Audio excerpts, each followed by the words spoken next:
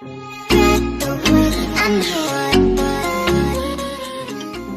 everybody! Welcome back to Baby Peppa's channel!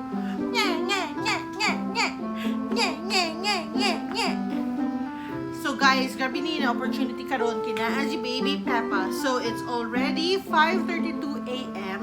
and bago lang dyan nakamata ang baby na mo. So I decided to shoot a video for, let's say, a quarantine series because we all know na we are actually in the, pwede ba ito, Day? Pandemic, pwede. Pwede na.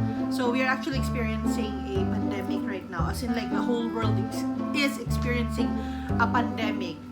So we are here in Cebu right now and we are actually under the enhanced community quarantine. So almost a month na may nag-community quarantine din sa Cebu. So, I just like to show you guys what are the things na ready na ko para sa amo diri sa balay.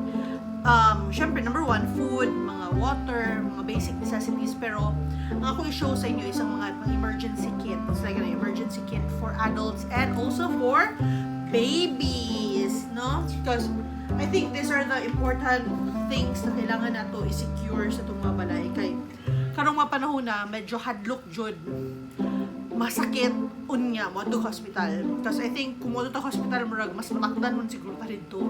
So better kayo na natin mga kanang remedies diri sa balay na maka-ease sa atong mga na-feel. So I'm going to show you first the things that you ready na ko for Baby Peppa.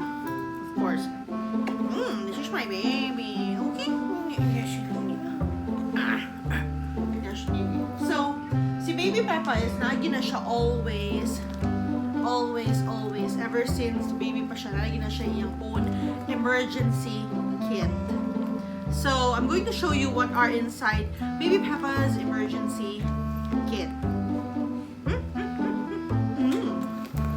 Okay, so first, ako ipakita sa inyo is for the baby part. So this is the emergency kit of Baby Peppa. So ever since she was born, she already has a emergency kit. So naadiri tanan, one bag na lang tanan need na mo para, for example, kung mayayay siya and all, mura niyang akong bitbiton.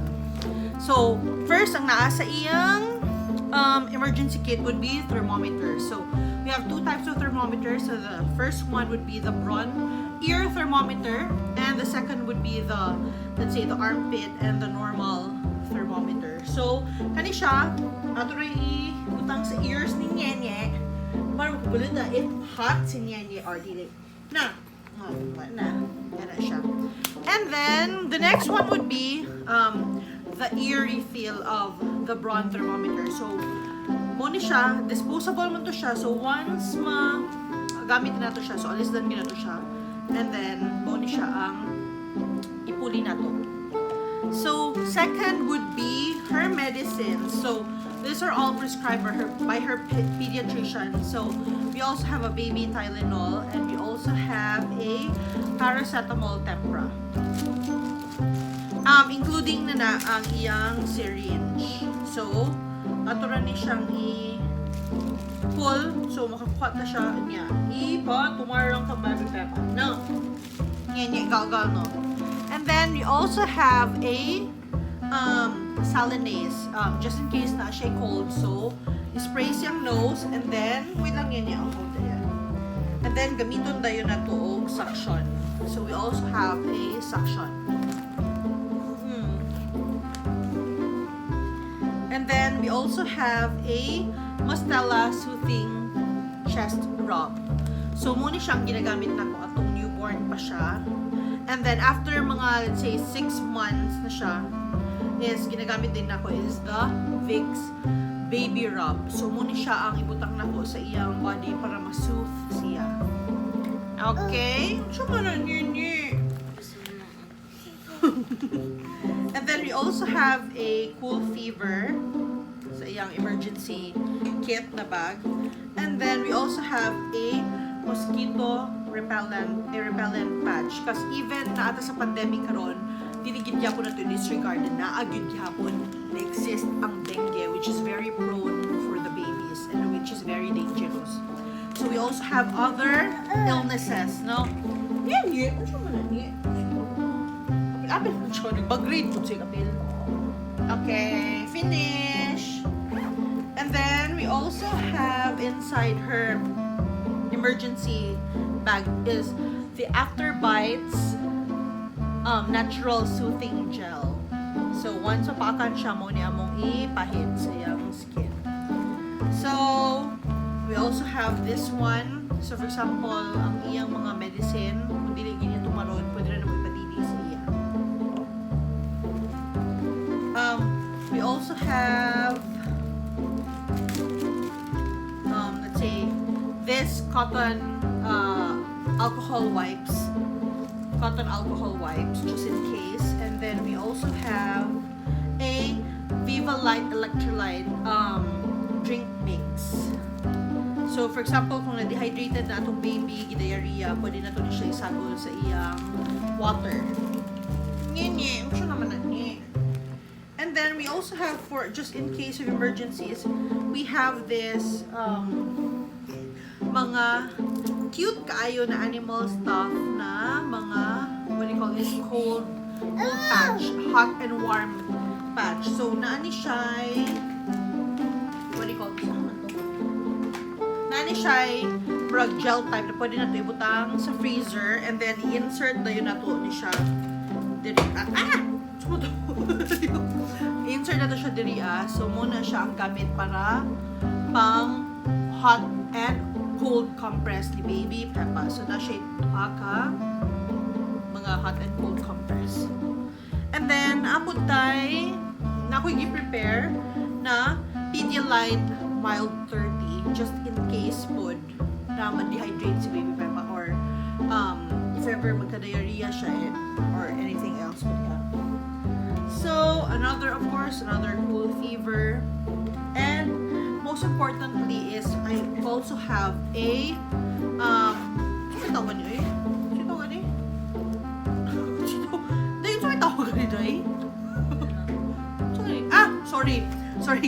nebulizer. So in case giubog sipon pwede na to ipa-nebulize ang baby. So importante gid ni siya. So dili na si baby Peppa ang pwede mo use ani, pwede po ng mga adults mo use for the nebulizer. Yun siya naman ni. Okay, so those are the things na naa sa emergency bag ni baby Peppa except the Pedialyte and the nebulizer. So let's go for the adults. Now for the adults, so muna siya ang emergency kit namo dali sa balay. So unsay mga sulod ani is I'm going to show you. So of course we have a Tylenol, which is really important, and also we have an Advil. So these are for fever, for pain, and for headache. And then we also have a antitussive expectorant Robitussin just in case na ay ubo. And then we also have different types of medicine. So we have Cremil S, we have Solmiox, we also have Neozep for colds, and then we also have Diatabs.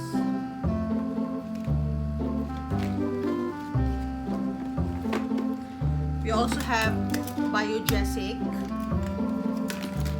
And then we have different types of Band-Aids. May pagdako, may paggamay.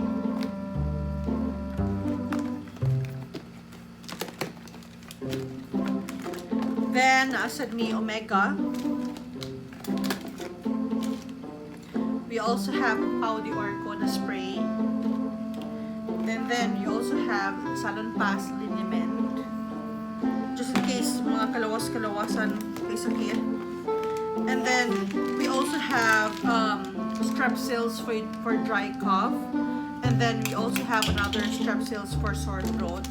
And we have this Benylin for sore throat as well.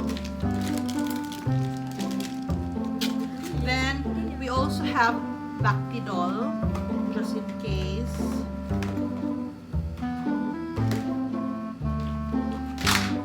And then we also have a betadine gargle.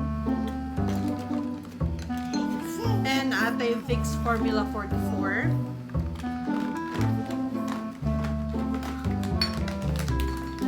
And we also have a Vapo Cool Vicks.